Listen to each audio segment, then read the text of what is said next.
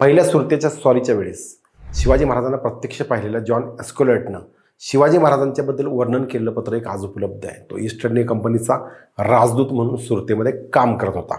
26 जानेवारी 1664 रोजी sir Thomas brown, इंग्लंडच्या राणीच्या दरबारात असलेले एक व्यक्ती, त्याने एक पत्र लिहिलं. एस्कोलेट या पत्रामध्ये लिहितो, 5 तारखेची मंगळवारची सकाळ कोतवालाने वाजवलेल्या भोंग्याच्या आवाजाने झाली. कोणी मोगल सरदार आपल्या 12,000 फौजेनिशी शहराजवळ येऊन धडकलाय अशी बातमी त्यावेळेस आम्हाला समजली.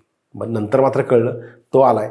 दक्कनीतील लोक आणि महामहिम बादशाह, ज्याला राजा म्हणून संबोधतात, तो आलाय. ज्याच्या नावाने दक्षिणेतील सुलतानांना घाम फुटतो तो येतोय. त्याच्याबद्दल सांगायचे झाल्यास तो उंचीने माझ्यापेक्षा थोडा लहान, पण ताठ आणि उत्कृष्ट बांध्याचा आहे. रोज व्यायाम करून कमावलेलं शरीर आहे, प्रसन्न चेहरा आहे, बोलताना मंदस्मित करतो. त्याच्या लोकांच्या मध्ये तो सर्वात गोरा आहे. डोळे भेदक आणि बोलके आहेत.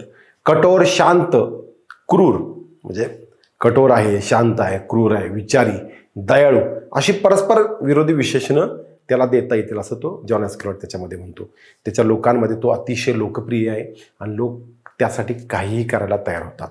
गद्दारी व चूक करणाऱ्याला तो भयानक शिक्षा करतो. बादशाहने त्याच्या रयतेचा केलेला छळ आणि नासधूस याचा बदला घेण्यासाठी व औरंगजेबाला अद्दल घडवण्यासाठी तो येथे आला असावा असं वर्णन आपल्याला जॉन एस्कोलेटनं त्या पत्रामध्ये लिहिलेलं सापडतं.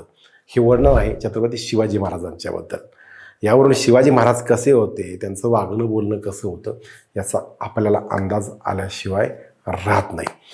इतकं चपलक आणि इतकं मुद्देसूद शिवाजी महाराजांचं वर्णन पाहिल्यानंतर शिवाजी महाराजांच्या बद्दल आपल्याला खरी माहिती मिळते असं म्हणायला हरकत नाही. जय जिजाऊ, जय शिवराय.